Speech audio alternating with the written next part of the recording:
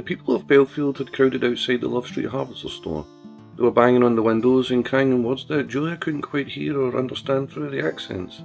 They were using local dialects, but given their tone, it wasn't difficult to decipher their sentiment. She was glad Glenn and Curtis had accompanied her as they prepared to set up and have the store opened. "It's getting a little rowdy out there, Jules," Glenn warned. "I don't like the look of them. They've got bloodshot eyes." Julia was nervous, but she didn't show it. She knew the people of Bellfield would be sensitive to a new name and brand being opened when they had just lost their identifying feature in the distillery. They had lost their beloved Max, and the Black Band present was still being held in their street. The store needed to be opened, and if it hadn't been for the Black Bands nearby, she would have waited.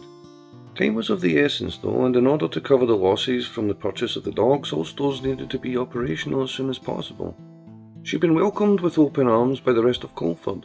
Even then, even as they called it her, she was certain that Bellfield wouldn't be any different. Given what they had just gone through, they would most likely require extra sweet-talking.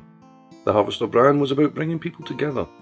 If there was any part of Greater Coldford that needed their home and comforts, it was Bellfield. It was an area that prided itself on community, and the Harvester brand could provide them that. "I should speak to them," suggested Julia. Glenn was hesitant. "Maybe we should wait a little. They just lost their distillery, and it doesn't seem like they're keen on welcoming new outsiders. They got the funeral of Little Mac too. Now's not a good time. We can't waste time staying closed. The store needs to be open," Julia had to admit. Curtis was busy pulling shelves together. "If we open now, they're going to just come in and wreck the place. Those jipples have laws of their own. Then I really need to speak to them. I don't want them thinking I'm the enemy.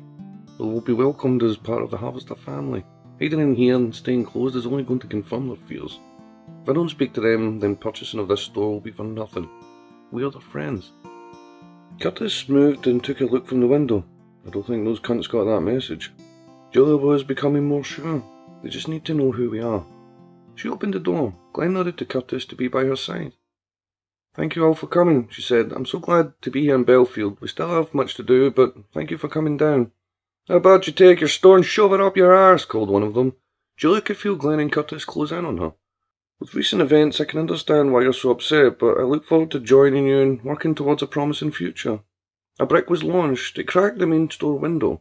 Curtis had drawn out his cattle prod. "Back off," he warned. "You better back off." Julia clutched his arm. She didn't want to give up so easily. "We all want the same thing. Smoke from the distillery's still in the air, and you step over the ashes thinking you're one of us. Fuck off," called one. "We can rebuild," Julia made one last suggestion. Another stone was launched. Glenn pulled her back. "Now's not the time, we gotta pull back." Her bold move in purchasing of the dogs had left the Harvester financially vulnerable, and now Owen Inc. and Beckenridge Farm were rebuilding at a rapid rate. She not only needed the Love Street store to open, but she needed it to be a success.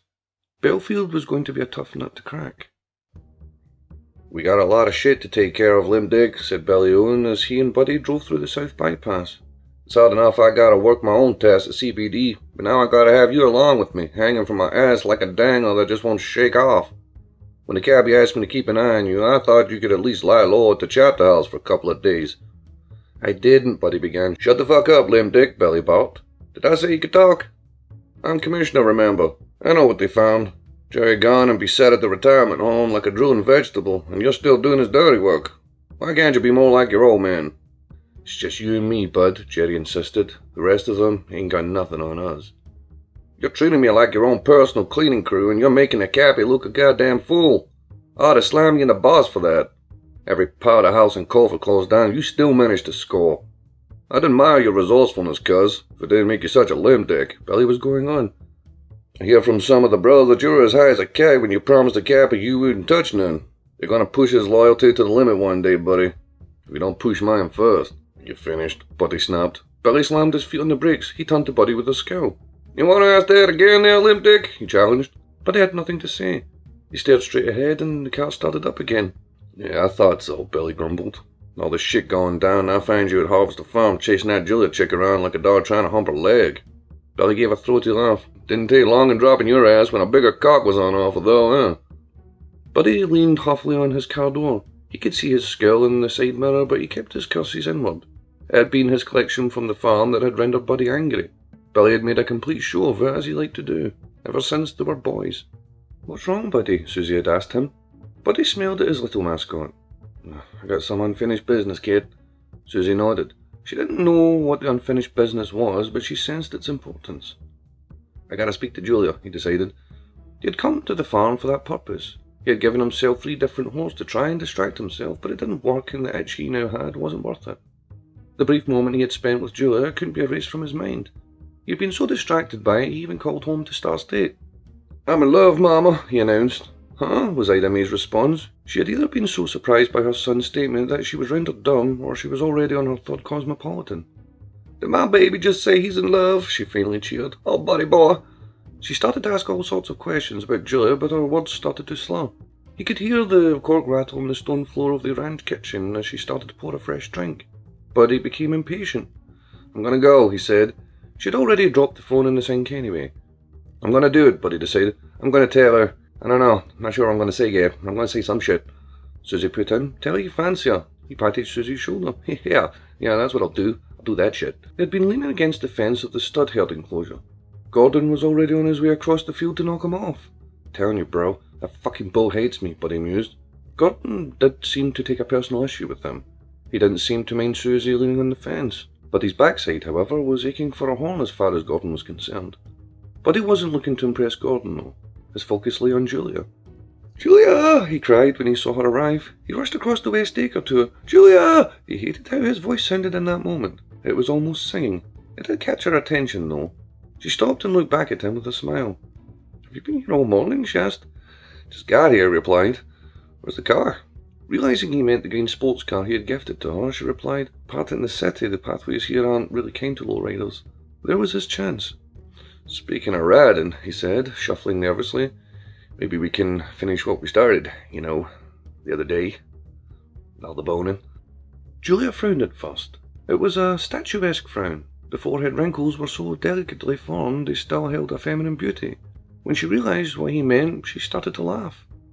"Oh, sweetie," she said, "just get a little distracted sometimes. Never mind that." But he could see Susie watching eagerly, hoping it went well for him. She gave him a thumbs up. She was rooting for him. He wished he had brought Chad and Cooper with him, though. Cooper was somewhat successful with women that didn't require payment or powder. He took a deep breath. "I like you, Julia," he said. It was brand new territory for him. Should he have bought flowers or something? "I don't mean I just want a bone. I mean, I do want a bone, but like kind of nice romantic boning, I don't know. You know what I mean?" Before Julia could reply, her attention was caught by flashing lights. A single CBD car came tearing up towards the farmhouse. Glenn and Curtis were immediately on alert with their cattle prods. Julia shielded her eyes to see who was joining them. A man climbed out of the driver's seat clutching a megaphone in his hand. He put it to his lips. "Bernardone," he cried, "you're under arrest for being a lunatic." "Is there trouble, Buddy?" Julia asked, seeming genuinely concerned. Buddy couldn't enjoy her concern. He was growling. "Yeah," he said, "that's my cousin." "Just y'all cool your jets there, boys," Billy warned the farmhands. "Get off the fucking farm," Curtis raged. Before he could wave his cattle prod, a gun was in Billy's grip and he'd shot it from Curtis's hand. "I'm just here for my little cuz, don't mean there's something it ain't." Julia rushed to approach Billy. "Can I help you, officer?"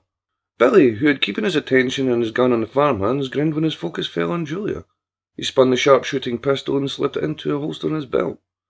"Well, hi there, ma'am. Well, I'm sorry if I upset your boys there. Gotta pick out my little cuz. Little lunatic here." Julia gave an accommodating smile. "No, I'm done." "You're a fast shooter," she noted. Billy's grin intensified. "Fast, hard, and always hit the right spot." "What the fuck is going on?" Buddy was muttering to himself. Julia giggled. "I bet it takes a lot of practice." "Every day and night, ma'am," Billy returned. But he was aggrieved. His arms were clenched by his side, like a schoolboy who had been sent to detention. Julia stroked Billy's arm casually. "Thing is, I don't want any trouble." "No trouble, ma'am," Billy assured. "I wouldn't want to mess your pretty farm with all your nice animals here. I just want my cousin." To Buddy he called, "You." He brought the megaphone to his lips again. "Get in the car there, limp dick."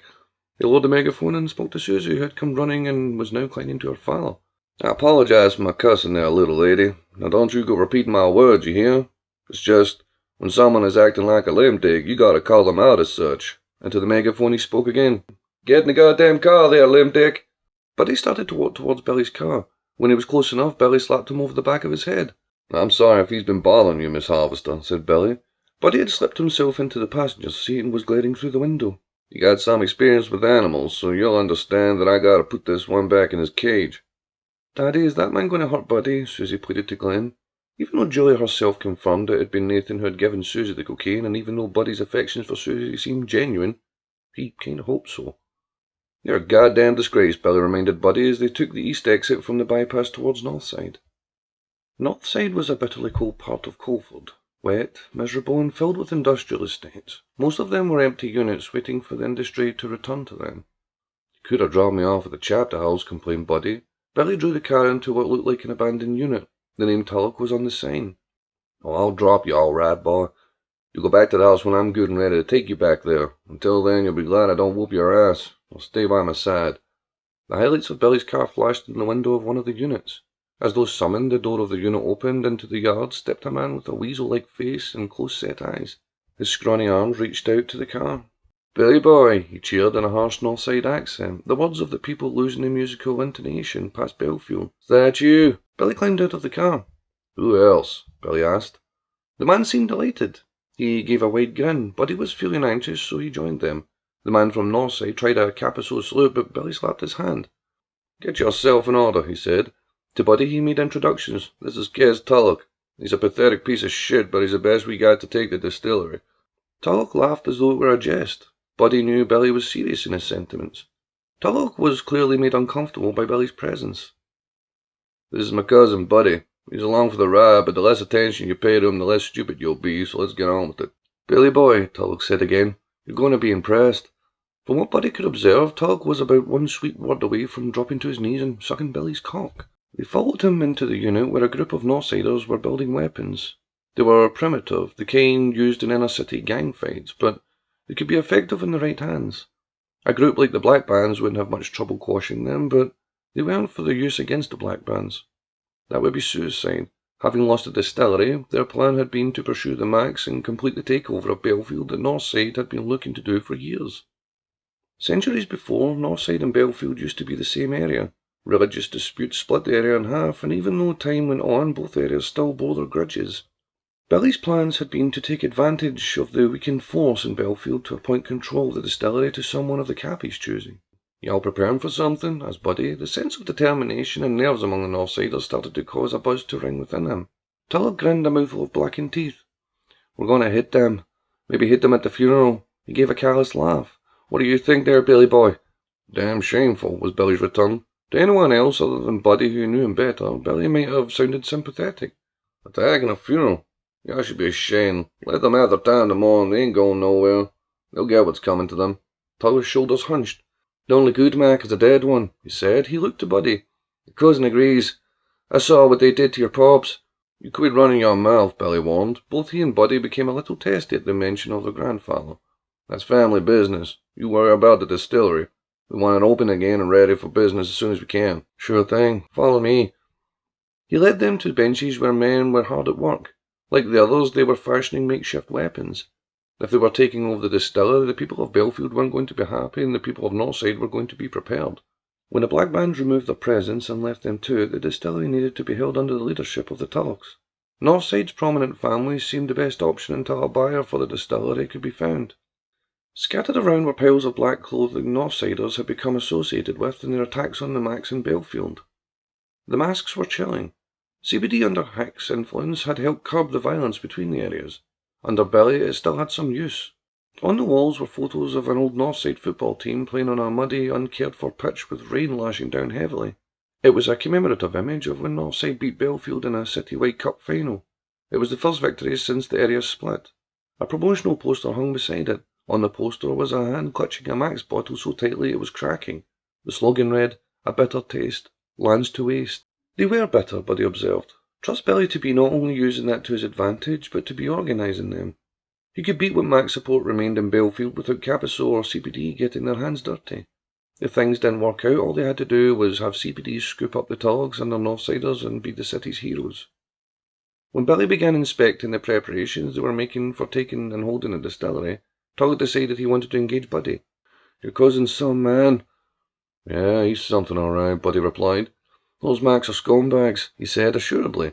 "Absolute tinkers." Buddy had never heard the term tinker used before, but it amused him, so he stored it in his vocabulary for a later date. I mean, the things that they were saying about the golden cog they found at the chapter house, Tulloch went on. But he really wished he would stop running his damn mouth. Billy stopped immediately what he was doing and frowned at his cousin. What's he talking about? Billy asked. Fucked if I know. Everybody knows these tinkers be crazy. Luckily, Billy started to laugh. Yeah, they do be crazy.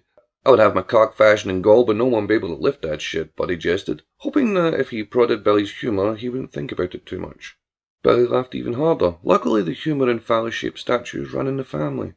You're cock-obsessed, little bro. I ought to knock that out of you. Buddy looked back at the rebel poster. A good Mac was a dead one.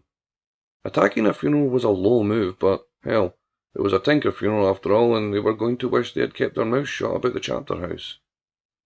Mum's not here, Cameron explained to Agent Lydia Lowe as she crossed the threshold into the Doyle home in Kingsgate. She was greeted by a large hallway with a cascading staircase leading to shadowy floors above. It's actually you I wanted to speak with, she said, smiling to comfort the young man. It's about your friend, Reggie Penn. Cameron became nervous. We know each other, he admitted. Don't worry, you're not in trouble, Lydia assured. I just need to know if you've spoken to him. Cameron eased off, but only a little. He still wasn't willing to open up to her. We play a game together, Lonesome Nights. Have you heard of it? Lydia nodded. I'm familiar with it. It wasn't the first time Kobe games cropped up in her investigations. Reggie and I have played for years, said Cameron. He checked his words and closed off again. Just online, just the game. Do you have some of your chat logs? Some of them, he admitted. I'm not supposed to, but if he shares upgrades or coins or anything like that. Cameron started to ease off a little further. I heard what happened to him at the boss. Did you arrest the ones that did it? The priority is bringing Reggie home safely. We have a team together and we're doing what we can to arrest the ones that hurt him, but in order to stop Reggie getting hurt further or worse, I need all the help I can get. Can you do that for me? Cameron agreed if it would help Reggie. When did you last speak to him? The agent asked. He had just escaped CBD. He needed help, and you helped him. He logged into Lonesome Nights. It was the only way he could contact someone. He wanted to go to the boss because that's where his brothers are. And you heard nothing from him after? I helped him get the bus to Bourton. I lost touch with him after that. Please don't tell my mum that I helped him. She'll be furious. I only told you in case it can help Reggie. Lydia nodded. I'll keep it between us. At this point, your mum is only interested in what evidence we can bring her. I'll keep you out of it as much as possible. Lydia's phone beeped. She answered a call from Reynolds. Not much here, she said to her fellow agent. Cameron could hear Reynolds' voice faintly. We've checked out the warehouses. It definitely looks like that's where they have them. I'm on my way back, Lydia said before closing the call. She patted Cameron's shoulder. Sit tight, she advised. We'll bring him back. Cameron closed the door after the agent. Uncle Mickey was gone. Reggie was hurt. His mum was holding the roof of her office up with steel arms. The house in Kingsgate was becoming colder, and there was little even a strong man like Cameron could do to help. Ain't no woman alive gonna fuck you, limb dick. Dead ones? Maybe you stand a chance, Billy teased as he cleaned Betsy. That's why you gotta pay them all the time. It's like compensation for what they're about to endure. I did bone, he insisted. I boned Julia. Billy gave a guttural laugh. Sure you did. I'm telling you, we boned it. It was beautiful, Buddy protested. Reggie gave a groan that caught both their attention. Billy pushed Buddy out of the way to address his prisoner. Daddy gonna be coming to get you any minute, boy. Don't you worry, he teased. Reggie Penn had been moved around the cage. He was no longer in the stress position. He was no longer reacting to the shocks from the electrified bars. It didn't matter. The endgame would be upon them soon enough. Bored of waiting for Reginald's valiant rescue of his son, Billy leaked where they had Reggie. Come and fucking get him, King Dick, was Billy's thoughts on the matter. Surveillance had been set up around the warehouse. Buddy had been too busy watching Reggie, he hadn't heard it first. Buddy, get your ass over here. Buddy followed the instruction. Watch him. I just saw a signal on the west mark. If you see anyone approach, you holler. Buddy nodded. Sure. You can do that, right, can't you? Billy gripped his cheek. Buddy shook him off. Yeah, I can do that, bro. Some time passed. Another signal on the west mark was given, but this time a little closer to the warehouse. Through the window, Buddy caught sight of Billy's discreet signal back. It fell quiet. Buddy cocked his gun. Buddy looked to Reggie. Reggie looked up. Their eyes met. With unease, Buddy headed to the entrance to assist his cousin. 2 more signals were given on the west mark. Even closer still, they were to the warehouse now. Buddy spotted a figure dressed in black. Buddy tapped the butt of his gun on the floor twice, loud enough for Billy to hear, but not so loud it would startle the intruder. The 2 taps alerted Billy that he had a visual on one intruder. Looking outside, Billy processed through the cascade of signals that were being passed his way. One possible intruder. Not much of a rescue party for a so-called Prince of Maine. It was likely one of the agents wishing to slip in quietly. He could hear their footsteps. They were loud, crunching the debris of the forest floor. They crept towards the warehouse. He pulled a gun. They didn't appear to be agency trained, but trained nonetheless. They knew how to handle a gun, but just didn't appear to have done it too often. Billy caught Betsy. It appeared they were trying to pull the wool over their eyes with a discreet extraction. Not today. Billy watched as the noble rescuer edged towards the warehouse. They were trying to be quiet, but the twigs kept cracking under their heavy feet. They closed in on the warehouse, a gun in hand. They slid themselves along the building. They tried the first door, but it was locked. Billy tapped on the window closest to him with his fingertips, loud enough to alert Buddy, who had prepared his gun and aimed towards the door. Billy confronted them. "Boy, have you come in the wrong day." The intruder was startled. Billy had the scope of Betsy on him. "Don't move an inch or I'm going to be forced to blow your goddamn head off. Now drop your gun." The intruder clutched their gun tighter. With a shaking hand, they raised it. They pointed it at Billy Owen. Bang! There were few gunmen alive who could beat an Owen to the shot. When Buddy heard the gunfire, he lowered his own weapon. The shot had been fired just as he arrived at his cousin's side. He crouched down to remove the mask off the attempted rescuer. Billy frowned. He knew the agents, and this wasn't one of them. "Oh, fuck! Fuck with a capital fuck, bro. You're so fucked, cuz," Buddy exclaimed, unable to disguise his delight that he wasn't the only screw-up. "Who the fuck is this?" asked Billy. "Dude, that's Cameron Doyle, the judge's son. You just shot him with Betsy." Billy groaned. "Well, that's I take down your throat," Buddy suggested. Billy punched his arm. "Help me get this little prig out the way. We got some real trouble coming now." "Oh shit, dude." A Mac funeral was attended by every Mac regardless of circumstances. Because of the sensitive nature of the event, Brendan had been tagged and allowed to return to Bellfield. The black bands would give him the space to grieve. Alfie Mac was no concern of theirs. Afterwards he would be returned to their custody. With the distance given from the black bands, Paddy managed a call to his father. "I'm coming in," he said. "I'm coming home." "Don't you fucking dare," Brendan warned. "They'll swipe you and that'll be the end of it. Or I'll be for nothing. You stay put." Paddy scowled. "I'm coming to the funeral. I'm coming to say goodbye to the wee man." "Then you're a fucking idiot," Brendan said, his attitude dissolved. "Don't make me bury another son. I don't think I could take it." Paddy drew back the tears. "I cannot come, Dad. It's wee Alfie." Brendan had to hold it together. "Alfie would understand." "Do you know what he said to me when I told him you slept in the distillery?" Paddy managed to smile. "What'd he say?" "They ain't ever gonna catch Paddy. He runs like lightning and punches like a fucking boxer." Paddy laughed. He always had Alfie's adulation. He just hoped he'd made him proud and gave him good reason for it. "You know you're thinking about him, so just please stay away," suggested Brendan. "It's bad enough we're trying to find Siobhan. You know what your sister's like. She's gone off on some party tour of some kind. She still doesn't know." "I'll be there," Paddy said, "one way or another." "For Christ's sake, be careful," Brendan returned. "But tell your brother to get his arse home." Kieran frowned and slipped into the shot of the video call. "Thanks, Da," he said. Brendan smiled, seeing his 2 sons help soothe the ache. "They won't mind you. Come and be with us. Paddy, I'm afraid you're going to have to sit this one out." Paddy closed his eyes. It was a difficult dish to swallow that he wouldn't be able to walk in Alfie's funeral with the rest of the family. There was one that was still difficult to digest. Annie Mac wrapped her arms around Mary Wilson, mother to Melissa. "Oh, Mary," she cried, "it's just terrible." "Pray to Jesus to find the ones that did it," was Mary's resounding reply. Both women, dressed for a funeral, preparing to bid farewell to their children, allowed themselves to weep in each other's arms. Melissa and Alfie had been friends since they were toddlers. Both mothers had all kinds of plans of what they would become. When they reached their teenage years and their relationship developed, the families were thrilled. "I hear wedding bells," Annie had cheered. "Fuck off, Ma," Alfie objected. "I'm only 13. "Don't curse at your ma," Brendan chastised. "Tell her to stop planning a wedding then," Alfie requested. "Oh, shut your face, quit your whinging, let the woman plan, stop being a wee dick." Both Alfie and Brendan had laughed at this. There would be no wedding. Instead, there was a funeral bidding farewell to a life that could have been. The procession began from the tip of Love Street.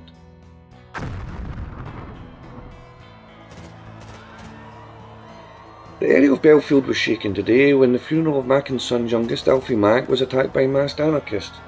A rain of petrol bombs, gunfire and knife blades left 34 dead and a further 30 severely injured. Reports from first responders confirm that none of the Mack family are among the survivors. It is believed that the attack arose from an inflammatory rivalry between the areas of Bellfield and Northside. As Bellfield enter yet another period of mourning, the rest of the city prepares for retaliation. I'm Sandra Wake of Coldford Daily News. End of Season 2.